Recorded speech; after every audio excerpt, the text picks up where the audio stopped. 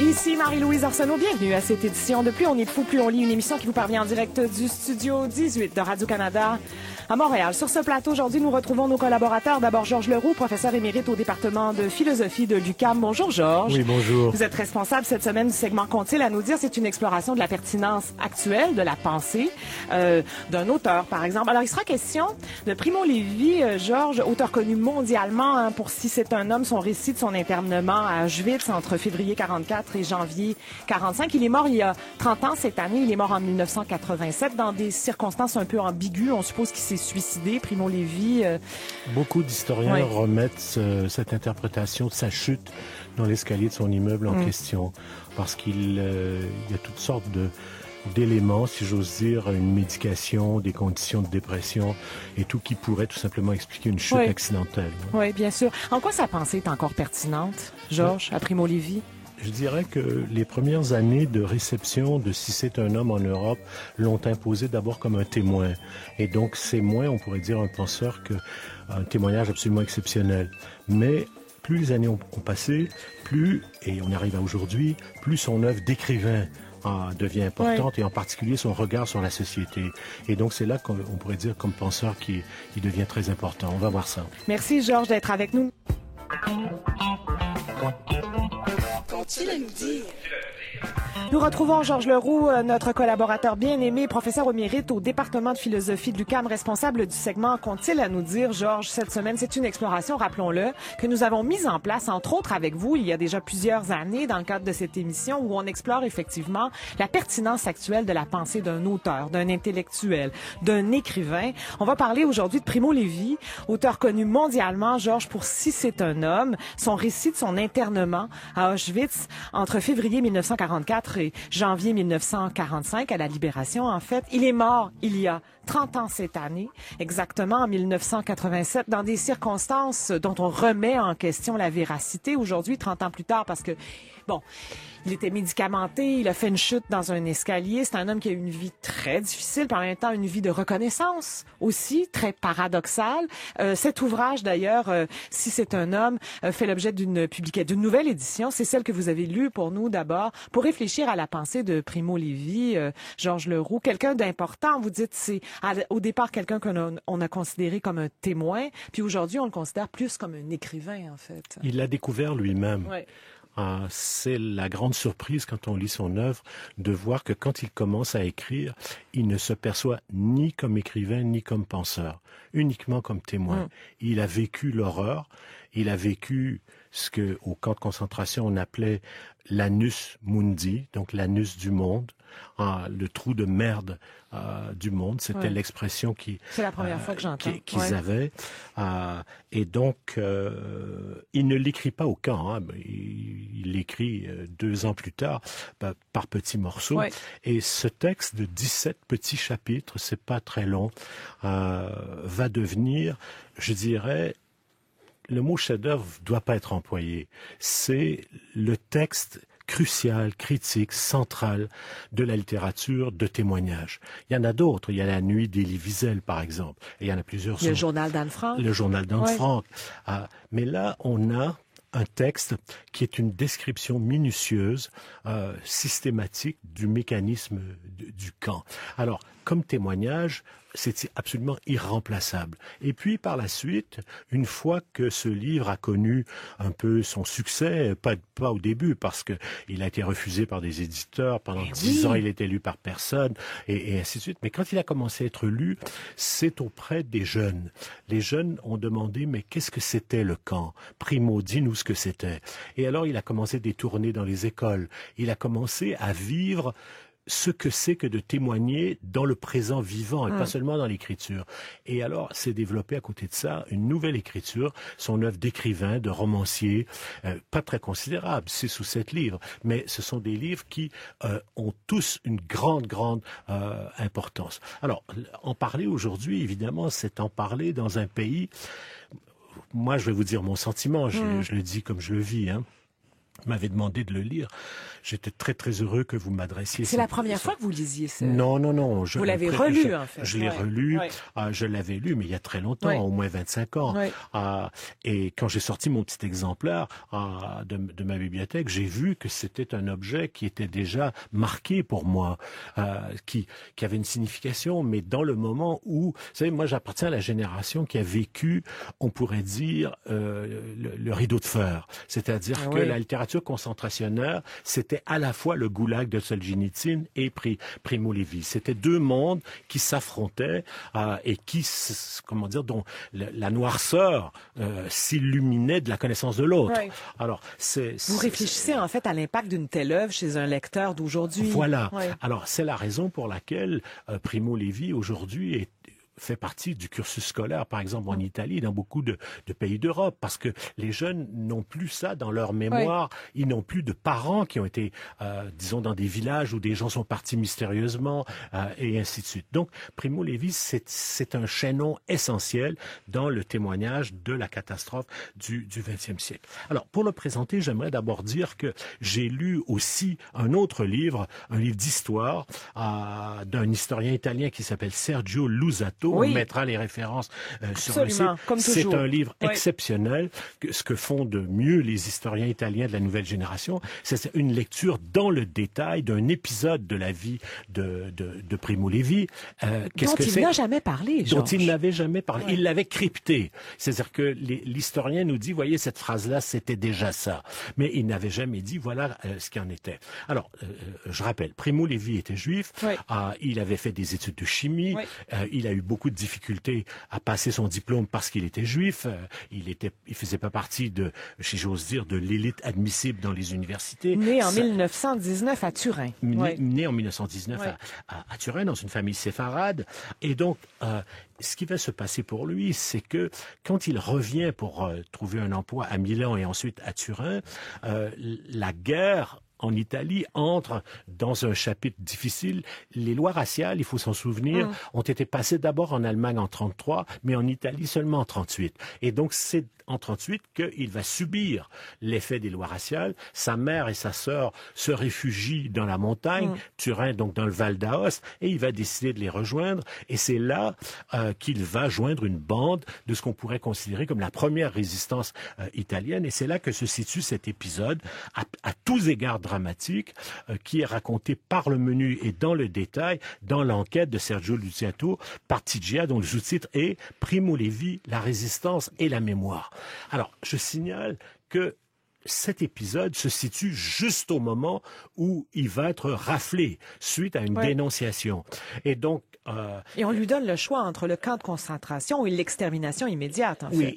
Il comprend que s'il dit qu'il est partisan, il sera probablement fusillé comme tous les prisonniers politiques, tandis que s'il dit « je suis juste un petit juif qui voulait fuir les lois raciales », il va avoir un autre destin. Il ne connaît pas Auschwitz, et personne ne connaît Auschwitz à ce moment. Mais donc, il va choisir ça, il va déclarer qu'il est juif. Mais je reste un instant sur cet incident dramatique.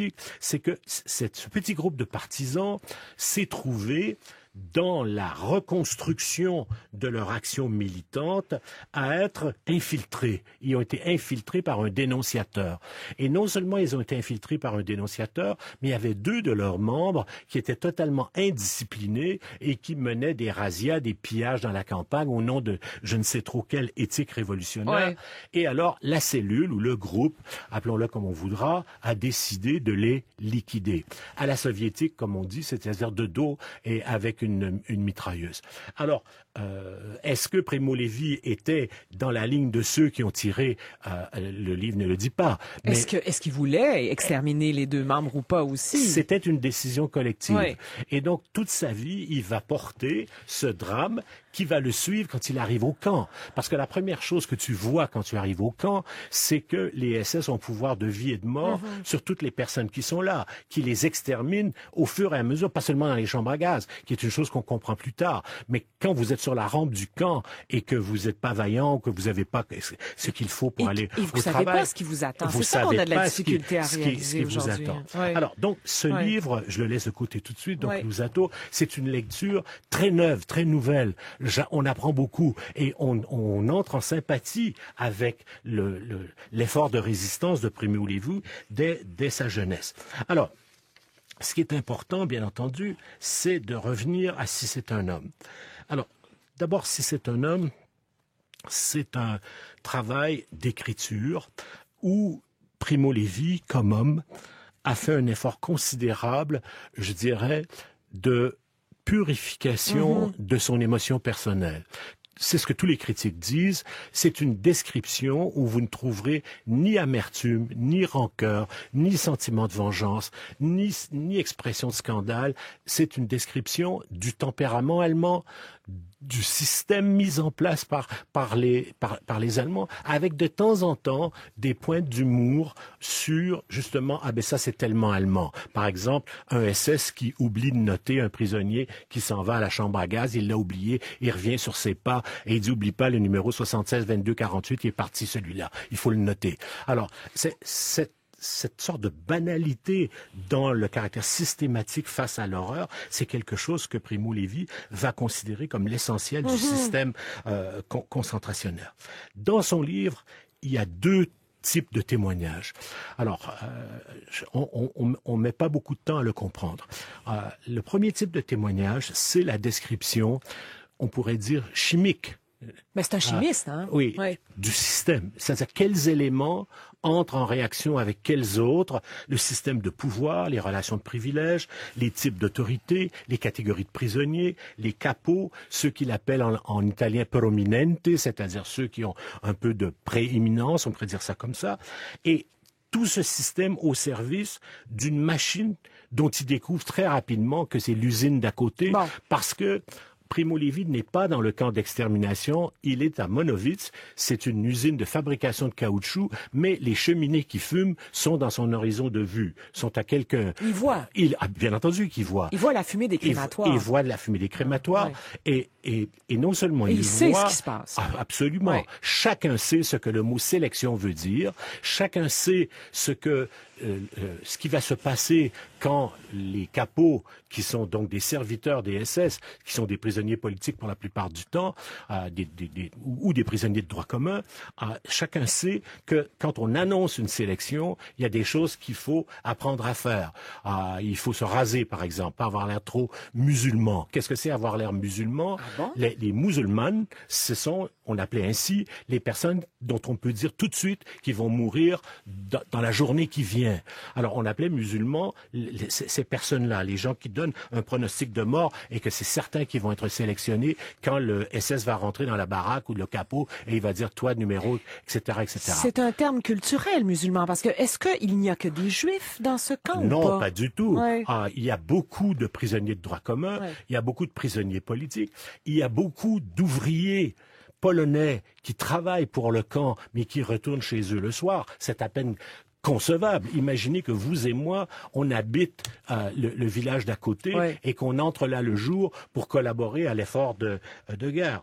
Alors, donc, la première catégorie de témoignages, c'est la description des personnes qui sont là, dans quelles relations de pouvoir ils sont, les combines pour la survie, tout est dans la combine, si j'ose dire, et le portrait général donc du système allemand avec cette insistance constante qui, moi, m'a beaucoup touché comme philosophe, bien entendu.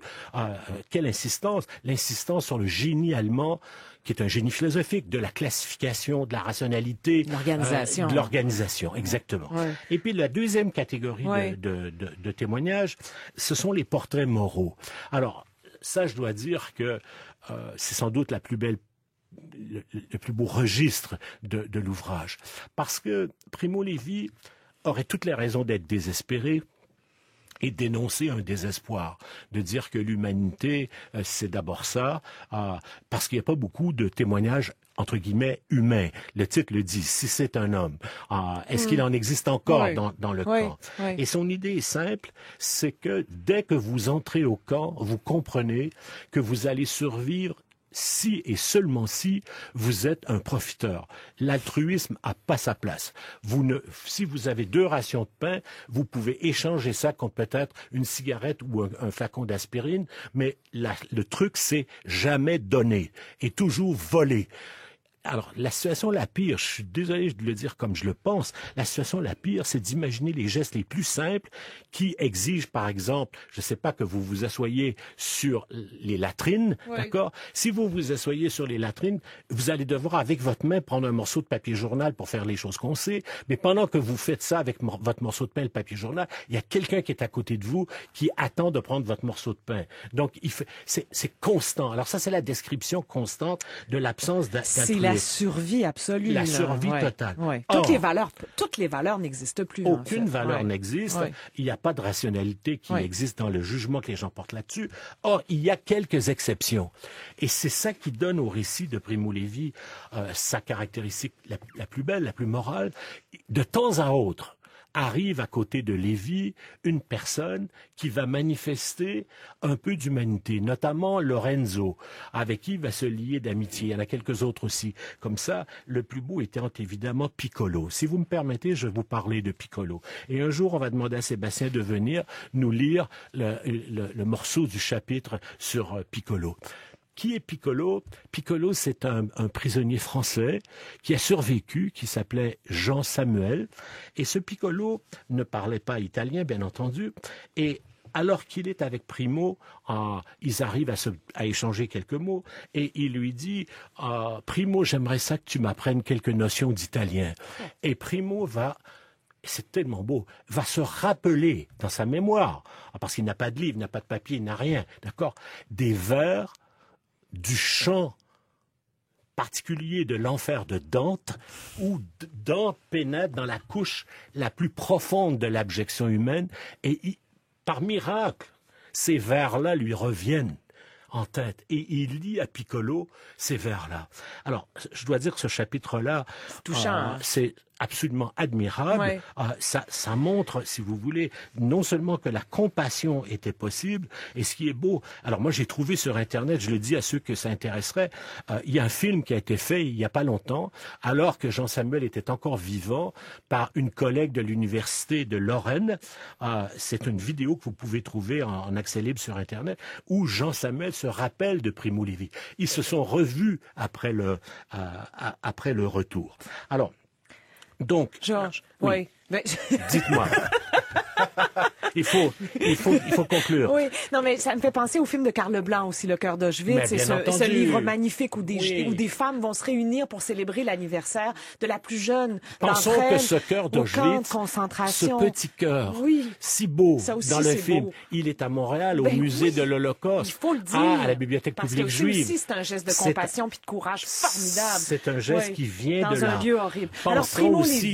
Pensons aussi, parce que c'est très important au film Le Fils de Saul, où pour la première fois, on a un réalisateur hongrois qui se risque à faire des images sur ce qui se passait dans le Sonderkommando. Alors, je m'arrête là parce que je sais bien qu'il faut s'arrêter. Oui, mais en fait, il faut dire pourquoi il faut lire Primo Levi. En quoi ce qu'il a raconté, Georges, comme écrivain, parce que c'est le statut que vous lui octroyez aujourd'hui, dépasse celui de témoin d'ailleurs. En quoi c'est pertinent de lire, parce qu'il ça aujourd'hui? Il a transcendé le témoignage. C'est une chose de dire, voilà ce que j'ai vécu, voilà ce qu'il ne faudrait jamais plus revivre dans l'histoire de l'humanité. C'est une autre chose d'aller vers une réflexion sur la condition humaine, parler de la question de la faillibilité, du mal et de la possibilité du bien.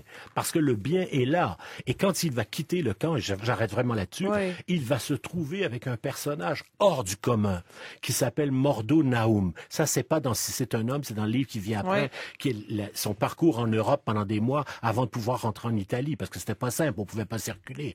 Alors, il y avait personne pour nous transporter. Ce Mordo Naum, c'est un grec, un démerdeur incroyable, un garçon absolument sympathique, qui va se prendre d'affection pour Primo Levi en lui disant, quelle naïveté, mon petit Primo, il faut vraiment que tu apprennes à voler. Et il faut vraiment que tu fasses les choses que tu penses qui sont pas bien. Mais en même temps, c'est d'amour qu'il lui dit ça, parce qu'il voit bien qu'il est en train de dépérir. Alors, non, c'est vraiment, c'est à la fois le témoignage et l'écriture. C'est absolument remarquable. Primo Levi, si c'est un homme, nouvelle édition, donc, qui vient de paraître chez Robert Laffont. Georges Leroux, on va en placer bien sûr les références sur notre site. Une très belle préface de Philippe Claudel. Et oui, et de cet ouvrage de cet historien italien Sergio Luzzatto, qui parle d'un épisode tragique dans la vie de Primo Levi. C'est paru en français chez Gallimard. Merci, Georges Leroux. Merci.